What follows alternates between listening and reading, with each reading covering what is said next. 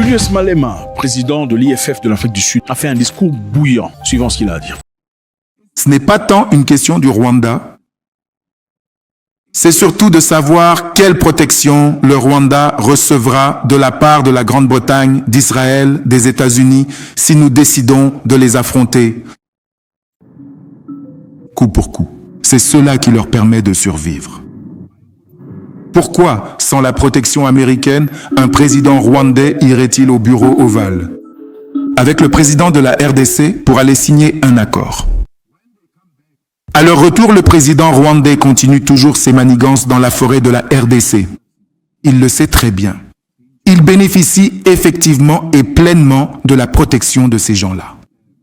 Si j'étais président, je ne serais jamais soumis devant les États-Unis. Jamais une attaque contre la liberté du Sud. La première chose que j'aurais réglée correctement, c'est cette affaire du Rwanda, de nos gens tués par Kagame, de nos soldats tués. Jusqu'à aujourd'hui, nous n'avons pas répondu à cette situation. Maintenant, le rapport est sorti. Seulement 27% de nos soldats sont aptes au service. Ce n'est pas moi. Quand je dis cela, je me fais insulter et on me dit qu'il met le pays en danger. Nous sommes en danger. Nous devons redresser l'armée sud-africaine. Nous devons investir plus d'argent dans l'armée sud-africaine.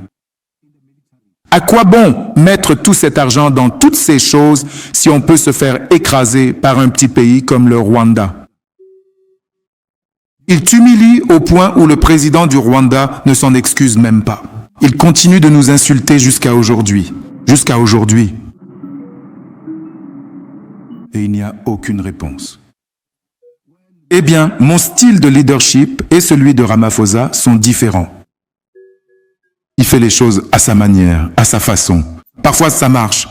La plupart du temps, ça ne marche pas. Comme cette diplomatie qui lui appartient, elle était nécessaire maintenant. Parce que nous le devions non seulement à Trump, nous le devions au monde. Être hospitalier envers nos visiteurs. Et c'est exactement ce que nous sommes. Et nous n'avons jamais montré le moindre signe d'une nation paniquée, qui est assiégée par l'Amérique. Donc, tu dois savoir que je ne serai jamais soumis. Nous avons, et la plupart des Matala, quand Matala a dit à son Dieu, combien? 8 forces spéciales, 9 forces spéciales, 8 et une force d'intervention. Il ne répondait pas à la question. En réalité, il essayait de nous menacer en disant qu'il se promène avec l'armée. Les forces spéciales d'Afrique du Sud, cela signifie le plus haut niveau de la force de défense nationale sud-africaine. Le plus haut. Ces gens-là, à eux seuls, peuvent raser ce qui se passe au Rwanda, seuls. Nos forces spéciales. Ce ne sont pas des gamins, ces gens-là. Des gens très dangereux. Suivis par la force d'intervention spéciale des services de police sud-africains. Des gens très dangereux. Pour faire partie intégrante, pour réussir pleinement et devenir un membre à part entière d'une task force, et je ne parle même pas des forces spéciales d'élite, mais simplement de la task force régulière, il est impératif de sauter de ce genre de truc-là, avec un parachute bien sûr. Chaque mission qui t'est confiée, on doit te larguer dans un pays étranger, sans que ce pays le sache, dans la brousse, et ensuite tu dois retrouver ton chemin tout seul. Sans téléphone portable, sans boussole, rien du tout. Tu dois t'asseoir comme ça, regarder, te dire, peut-être par là, et y aller. Et revenir. C'est à ce moment-là qu'ils t'apprennent à infiltrer le pays.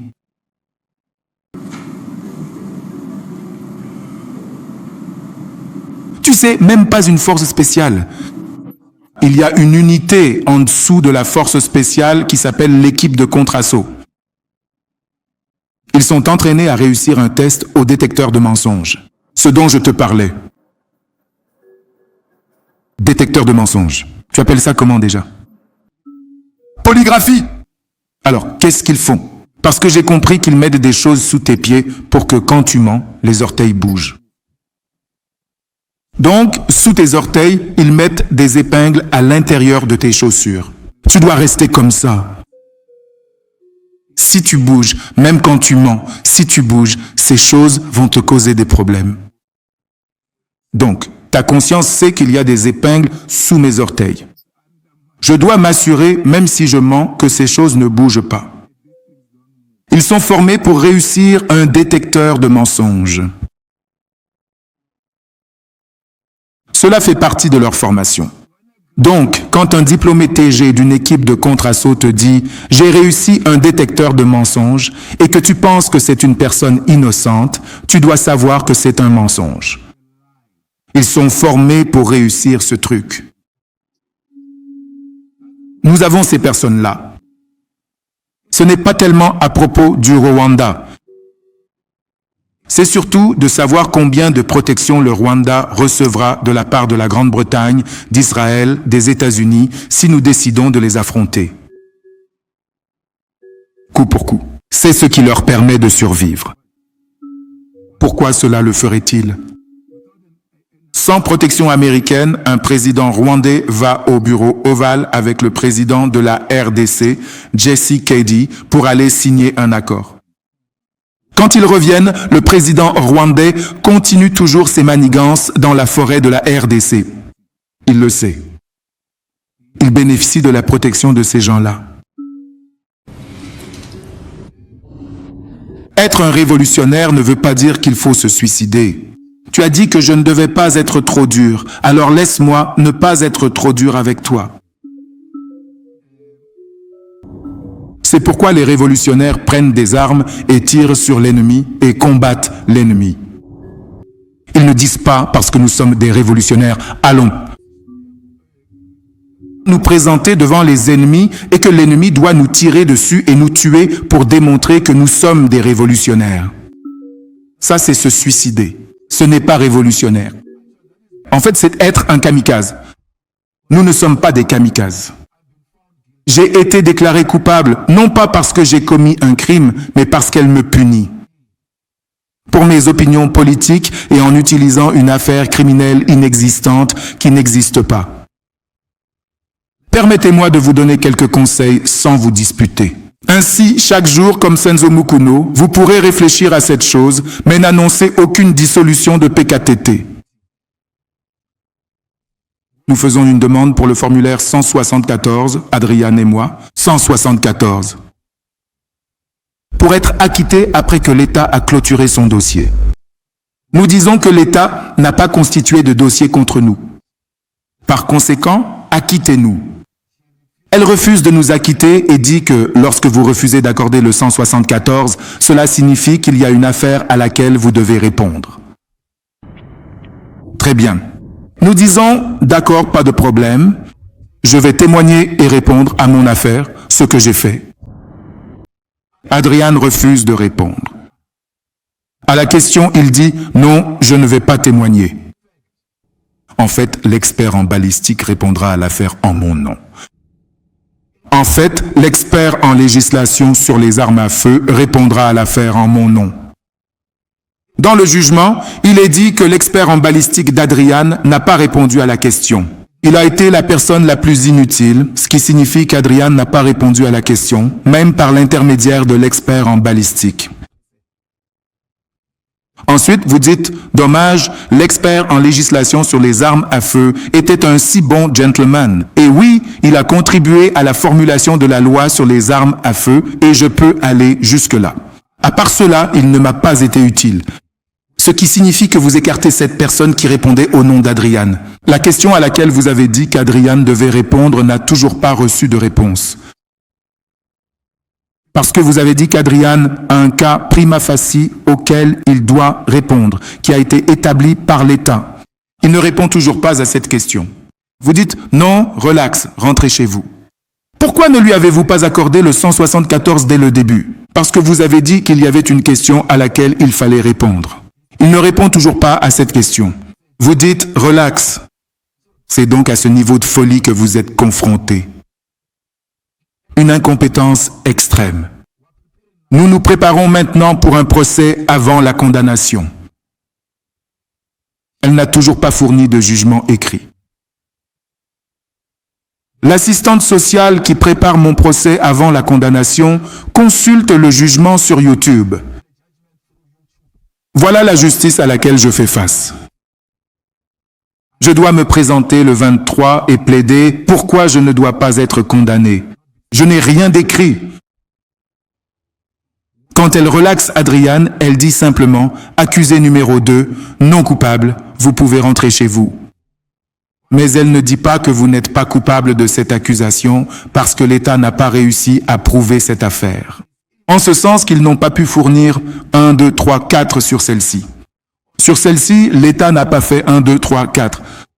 Elle sait que si elle fait cela, elle est en train de percer des trous dans le dossier de l'État. Et cela s'applique à Malema.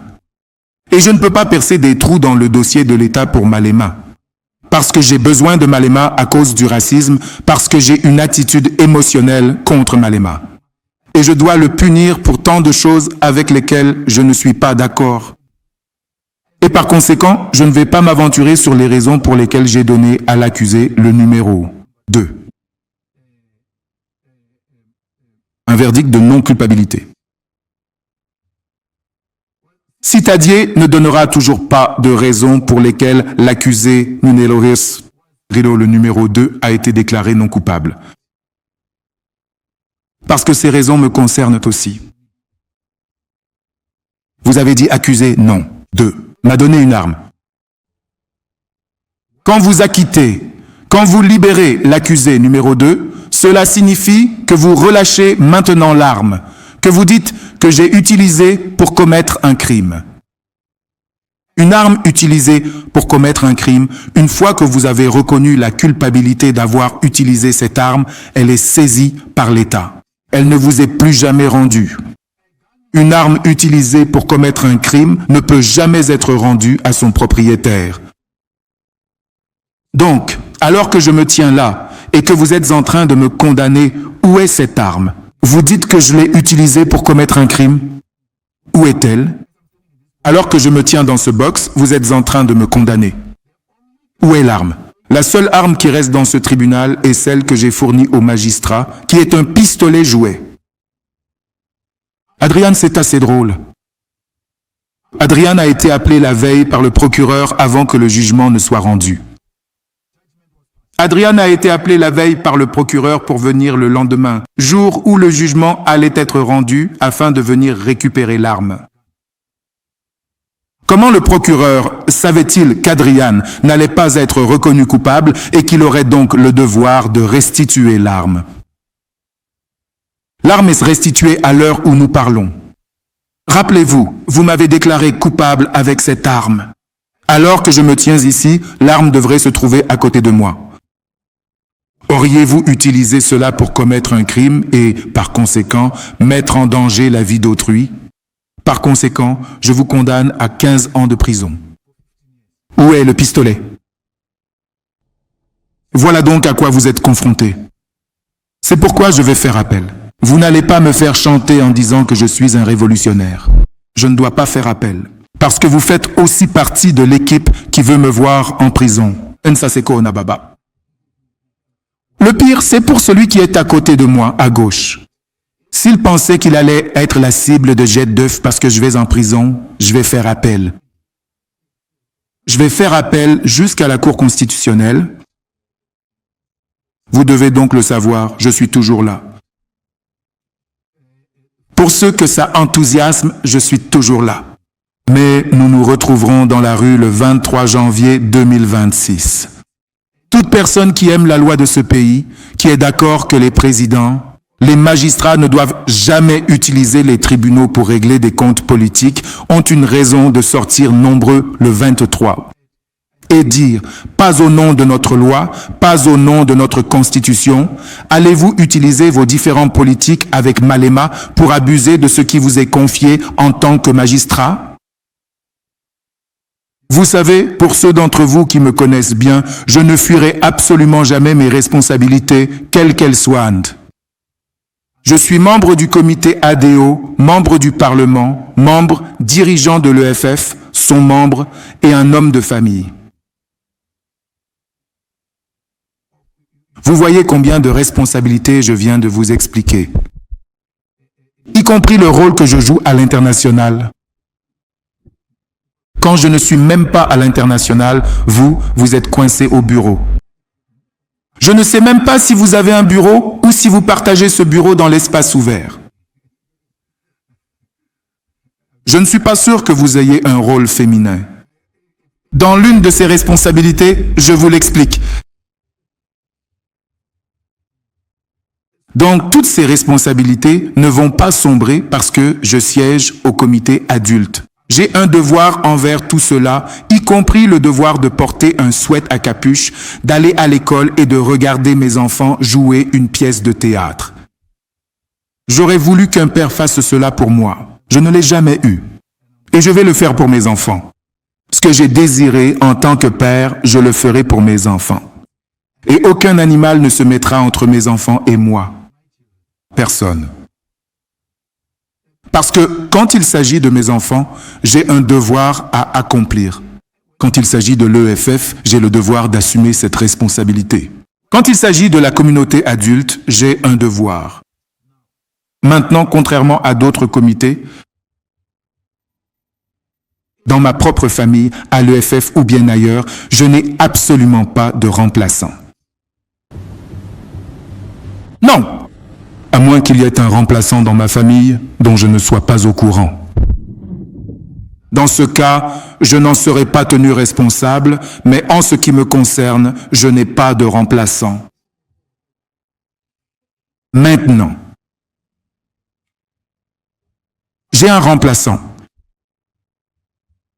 Si je ne suis pas là, l'EFF est là. Et notre remplaçant était là. L'EFF était là. Laissez cette obsession avec Malema et arrêtez de faire semblant de m'apprécier alors que vous ne m'aimez pas. Premièrement, quand j'ai accepté d'être membre, ce n'était pas pour empêcher d'autres personnes d'avoir leur chance. Pourquoi être membre? Quand je suis membre, il faudrait qu'il vienne tous les jours. Pourquoi n'est-il pas là? J'ai une femme métisse compétente, la DSG de l'EFF.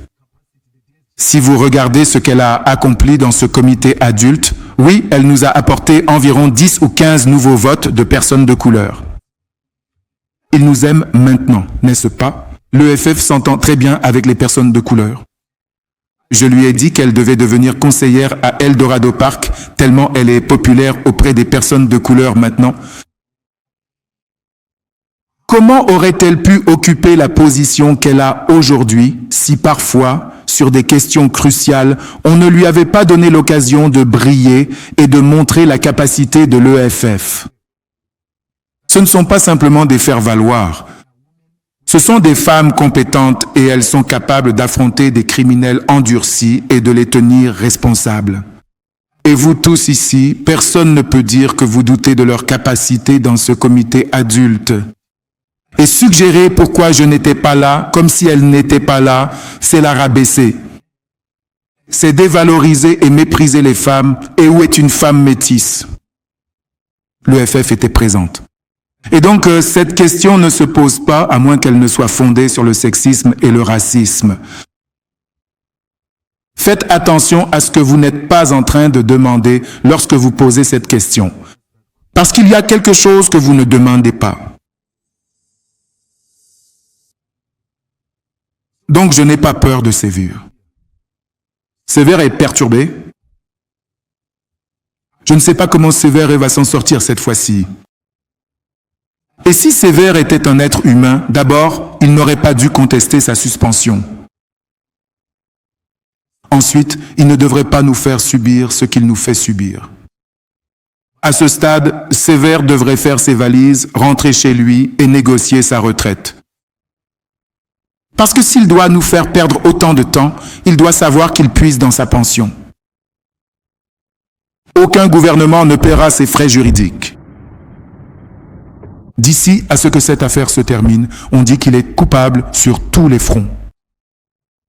Les factures arrivent et elles devront être payées avec les pensions. Les pensions devront être saisies. Donc ce n'est pas à moi de décider, c'est à lui, à sa femme et à sa famille de prendre cette décision. Mon gars, sauvons ce qu'il reste de cette affaire et voyons ce qu'on peut encore faire. Sa performance en l'absence de Malema a été tellement médiocre au sein du comité Ado. Extrêmement médiocre. Et cela l'a exposé. Cela l'a exposé. Alors pourquoi as-tu besoin de Malema, même en l'absence de Malema?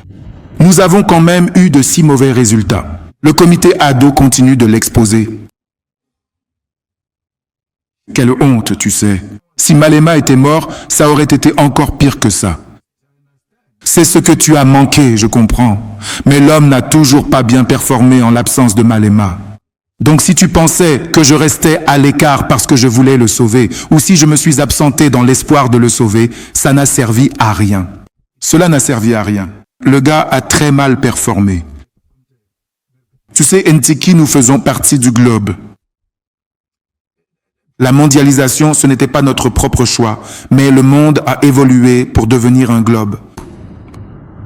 Et ces forums multinationaux nous ont permis d'exprimer nos points de vue, que nous soyons entendus ou non. Ils nous offrent un espace pour aller exposer nos opinions. Nous devons utiliser ces forums.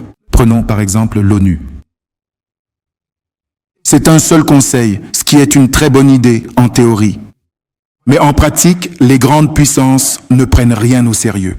Elle dit, sérieusement, vous bombardez les missions de l'ONU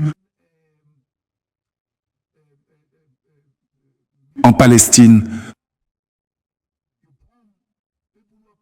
Vous bombardez, des gens vont fournir de la nourriture, l'ONU, des missions. Qui sommes-nous vraiment exactement dans le grand ordre des choses, dans l'univers? Le G20 nous aide à s'engager dans les questions économiques mondiales, à exprimer quelles pourraient être des alternatives pour améliorer le monde.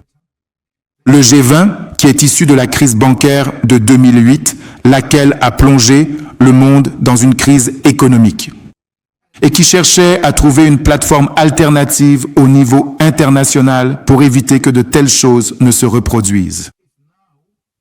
Il est maintenant utilisé par un fasciste notoire pour régler des comptes politiques. Alors tu le sauras, Nsiki, là où on ne veut pas de nous, c'est justement là que nous allons. Là où l'Amérique ne veut pas de nous, c'est là que nous voulons aller. Parce que cela n'a pas d'importance, nous voulons exprimer nos opinions.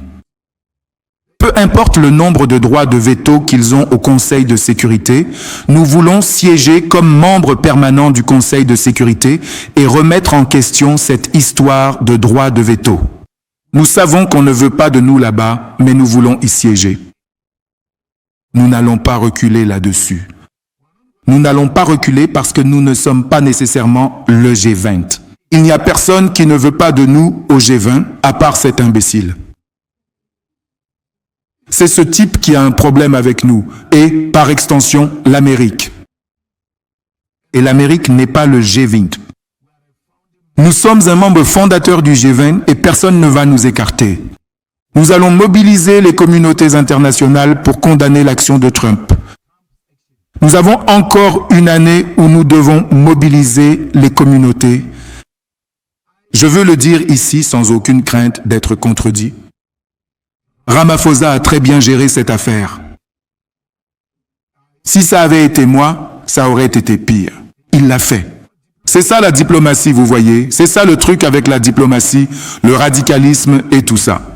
Il faut savoir trouver un équilibre. Ce gars a très bien géré cette affaire. Avec beaucoup de succès. Dans une situation où il a été confronté à une hostilité sérieuse, ce n'est pas facile de s'opposer à l'Amérique. Ça n'a jamais été facile. Mais ça, c'est gouverner Kauti. Nous l'acceptons. Mais nous refusons de laisser la démocratie gouverner le KZN à 47%. Cela ne fait pas de nous des amis du MKP. Nous ne sommes pas amis. Notre relation est toujours la même qu'hier. Mais nous ne pouvons pas aller à l'encontre de la volonté du peuple. Il faut au moins respecter la volonté du peuple. Peu importe à quel point vous êtes en désaccord avec ces gens du KZN. Nous continuerons d'entretenir une relation avec la famille royale des Abatimbu, en tant que famille royale reconnue par notre nation, par notre peuple. La ligne, c'était de la politique à titre individuel. Et s'il est membre, est-il membre? L'avons-nous vérifié dans le système? S'il est membre, il ne l'est plus parce qu'il s'est défini en dehors de la politique organisationnelle. Ce n'est pas nous qui l'avons chassé. S'il est membre, c'est lui qui s'est chassé lui-même. Vous n'avez donc absolument rien à faire, aucune raison d'être membre de l'EFF. Mais devons-nous exiger que les rois soient membres de l'EFF pour que nous entretenions des relations avec le royaume? Non.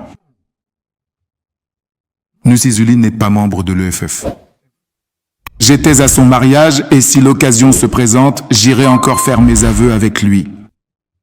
Son appartenance à une famille politique n'a aucune importance car je dois respecter et reconnaître le leadership traditionnel. En réalité, les rois ne devraient pas se permettre d'adhérer à des partis politiques. Parce que nous appartenons tous à cette maison royale. Donc, si je me tiens ici et que je dis que nous sommes en conflit avec Abatembu en tant que famille royale et royaume, cela signifie que Vuyano devra choisir entre l'EFF et Abatembu. Et nous ne pouvons pas faire cela à cause d'une action politique individuelle d'un roi qui a décidé d'agir complètement hors de propos. Le roi de notre temple n'est pas un individu politiquement amateur. C'est un soldat formé. Il vient de l'exil. Il a reçu une formation politique. Il comprend très bien le problème entre Israël et la Palestine. Pour une raison quelconque, il a décidé de faire ce qu'il a fait. Nous sommes totalement en désaccord avec cela. Et donc, dans notre système d'adhésion, nous n'aurons jamais un individu qui prend le parti d'Israël.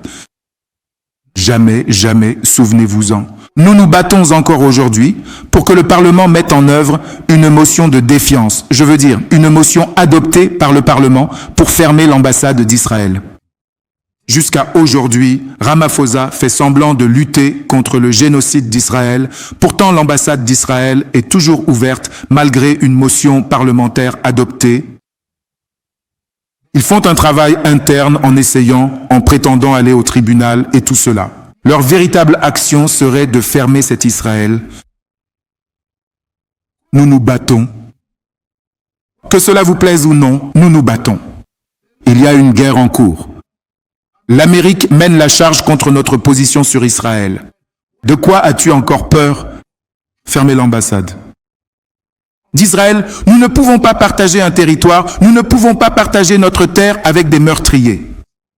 Nous ne devons jamais permettre cela et ensuite faire semblant, sur les plateformes internationales, d'être du côté des victimes, des enfants et des femmes de Palestine. Voilà où nous en sommes. Alors, on se voit demain, Isbaïn. Nous pensons être en prison. Ne dites pas, comment appelle-t-on déjà? Changez d'avis. Parce que, fondamentalement, c'est précisément ce que nous sommes en tant qu'êtres humains. Peu importe absolument ce que je peux personnellement penser de ces opinions politiques ou de ces convictions. Je tiens à ce que vous ne vous mépreniez absolument pas sur mes intentions ou mes propos. Donc ces membres de l'ANC qui le traitent mal parce qu'il n'est pas d'accord avec eux politiquement, c'est injuste. Cela témoigne d'une immaturité politique.